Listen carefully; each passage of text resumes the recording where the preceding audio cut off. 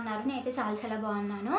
So ఇదైతే నా hair growth challenge 30 డేస్లో డే 4 అనమాట.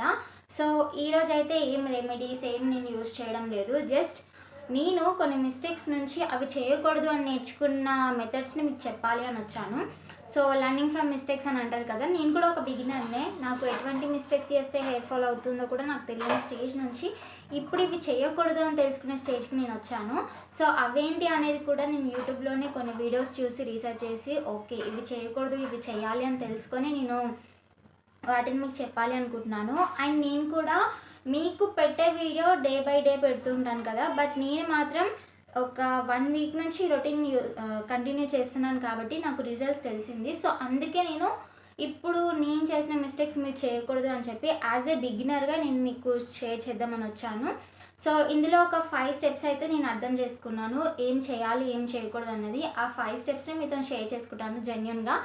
అండ్ ఎక్కడైనా నేను మిస్టేక్గా చెప్తే నాకు తెలియకపోతే మీరు నాకు చెప్పండి అది అలా కాదు అని చెప్పేసి. బట్ నేను కరెక్ట్గా చెప్పి ఉంటే వాటిని మీరు కూడా ట్రై చేయండి. ఆ మిస్టేక్స్ ఏవైతే ఉన్నాయో వాటిని అలా చేయకూడదు అని చెప్పేసి మీకు కూడా అనిపిస్తే, జెన్యూన్గా అనిపిస్తే వాటిని మీరు కూడా పాటించండి. And me hair growth journey ఎలా ఉందో నాకు కామెంట్ చేయండి. అండ్ లాస్ట్ వరకు నా వీడియో చూడండి. బేసికల్గా నా హెయిర్ ఎప్పుడు చూసినా డ్రైగానే ఉంటుంది. సో ఆల్మోస్ట్ మీరు చూసిన 3 వీడియోస్లో నా హెయిర్ ఎప్పుడు డ్రైగానే ఉంటుంది. సో ఈ మిస్టేక్స్లలో కొన్ని హెయిర్ గ్రోత్లో ఏమేమి నేనైతే బేసిక్ మిస్టేక్స్ చేశానో వాటిని ఇప్పుడు మీకు చూపించాలి అనుకుంటున్నాను, అవాయిడ్ చేయడానికి యాజ్ ఎ బిగినర్గా. సో ఫస్ట్ అయితే mistake number 1. So mistake number 1 ఏంటి అంటే, మనం ప్లాస్టిక్ కోంబ్ అయితే అసలు యూజ్ చేయకూడదు. ఎప్పుడైనా నెససరీ అనుకుంటేనే యూజ్ చేయాలి. ఇలాంటి ప్లాస్టిక్ కోమ్ యూజ్ చేయడం వల్ల మన హెయిర్ డ్యామేజ్ అనేది ఎక్కువగా అవ్వడానికి ఛాన్సెస్ ఉంటాయి.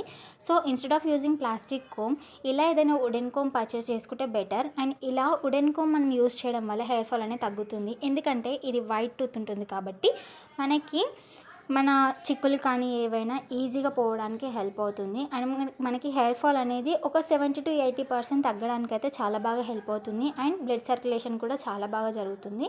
సో ఇలాంటి కోమ్ మనకి మీషోలో కూడా చాలా అండర్ బడ్జెట్లో ఉన్నాయి. అండ్ మనము డీటాంగిల్ చేసుకోవడానికి ముందు పైనుంచి కాకుండా కింద నుంచి డీటాంగిల్ చేసుకుంటే మనకి హెయిర్ ఫాల్ అనేది తప్పకుండా తగ్గడానికి హెల్ప్ అవుతుంది.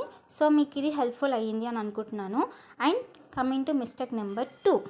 మిస్టేక్ నెంబర్ 2 ఏంటి అంటే, మనకి హెయిర్ ఎండ్స్కి చూసుకుంటే చాలా స్ప్లిట్ ఎండ్స్ ఉంటాయి. అండ్ ఇంకా చాలా డ్రైగా రఫ్గా ఉంటుంది కదా.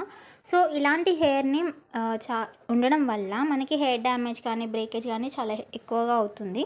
అండ్ దాంతోపాటు హెయిర్ ఫాల్ కూడా. సో ఈ మిస్టేక్ని మనం కంట్రోల్ చేయడానికి నైట్ టైంలో ఎప్పుడైనా మనం ఫ్రీ ఉన్న టైంలో మనం యూజ్ చేసే హెయిర్ ఆయిల్ని తీసుకొని ఒక 2 to 3 డ్రాప్స్ అలా హ్యాండ్స్లో వేసుకొని దాన్ని ఇలా రబ్ చేసి హెయిర్ ఎండ్స్కి ఇలా అప్లై చేసుకుంటే సరిపోతుంది. సో అలా చేయడం వల్ల మనకి హెయిర్ స్ప్లిట్ ఎండ్స్ అనేటివి ప్రొటెక్ట్ చేసుకోవడానికి హెల్ప్ అవుతుంది. సో ఇదైతే చాలా యూస్ఫుల్ అని అనుకుంటున్నాను నేను. సో మీకు ఎలా అనిపించింది కామెంట్ చేయండి. అండ్ మిస్టేక్ నెంబర్ 3 చూసేద్దాం. సో మిస్టేక్ నెంబర్ 3 అయితే, మనము ఎప్పుడు హెయిర్ని మసాజ్ చేస్తూ ఉండాలి. సో ఇలా హెయిర్ నెయిల్స్ అయితే టచ్ అవ్వకూడదు, ఓన్లీ ఫింగర్స్ తోటి మసాజ్ చేయాలి. నాకు స్టార్టింగ్లో తెలియక నేను నెయిల్స్ టచ్ చేసి మసాజ్ చేసేదాన్ని, బట్ అది చాలా మిస్టేక్ అని నాకు అర్థమైంది. అండ్ ఇలా రివర్స్ మసాజ్ కూడా. And mistake number 4. So mistake number 4 ఏంటి అంటే, మన హెయిర్ ఏదైతే ఉందో మనము ఏ రబ్బర్ బ్యాండ్ యూజ్ చేసినా చాలా టైట్ హెయిర్ స్టైల్స్ వేసుకుంటూ ఉంటాం కదా. సో అలా కాకుండా నార్మల్గా నైట్ టైంలో కానీ ఇంట్లో ఉన్నప్పుడు ఇలా లూజ్గా హెయిర్ని అల్లుకుంటే సరిపోతుంది.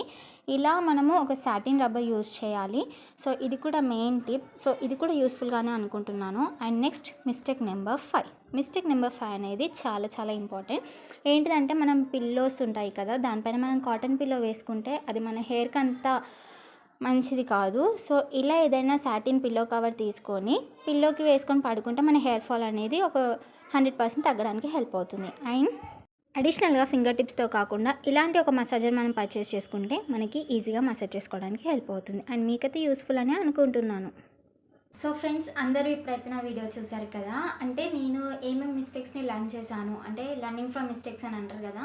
నాకు ఇన్ని రోజులు తెలియక నేను చేసిన మిస్టేక్స్ని కరెక్ట్ చేసుకున్నాను. సో వాటిని ఇప్పుడు మీకు చూపించాను. నేను కూడా ఒక బిగినర్నే. యాజ్ ఏ బిగినర్గా నేను ఏమైతే తెలుసుకున్నానో అవి మాత్రం మీకు చూపించాను. అండ్ ఇంకేమైనా నాకు తెలియని ఉంటే మీరు నాకు కామెంట్ చేస్తే నేను వాటిని కూడా కంటిన్యూ చేస్తాను. అంటే వాటిని కూడా నేను నేర్చుకొని ఎలా ఉంటే ఇంకా హెయిర్ గ్రోత్ అవుతుంది, హెయిర్ ఫాల్ తగ్గుతుంది అనేది తెలుసుకొని కంటిన్యూ అవుతాను. సో ఈ 5 స్టెప్స్ అయితే నేను తెలుసుకున్నా యాజ్ ఎ బిగినర్గా. సో వీడియో మొత్తం చూసాక మీకు ఎలా అనిపించింది కామెంట్ చేయండి. అండ్ మీకు యూస్ఫుల్గా అనిపించిందని అనుకుంటున్నా. ఇఫ్ యూస్ఫుల్గా అనిపిస్తే చాలా యూస్ఫుల్గా ఉంది అని చెప్పేసి కామెంట్ చేయండి. సో నాకు కూడా ఎంకరేజింగ్గా ఉంటుంది. అండ్ మీకు కనుక వీడియో నచ్చితే don't forget to like, share and subscribe. ఇంకో కొత్త వీడియోతో మళ్ళీ కలుద్దాం. డే 5లో కొత్త రెమెడీస్ కానీ ఇంకా కొత్త ఏమైనా నాకు తెలిసిన విషయాలు కానీ మీతో షేర్ చేసుకోవడానికి నేను వస్తూ ఉంటాను. సో వీడియో నచ్చితే కనుక లైక్ చేయండి, షేర్ చేయండి, సబ్స్క్రైబ్ చేయండి. అస్సలు మర్చిపోకండి. See you in the next vlog. Bye bye.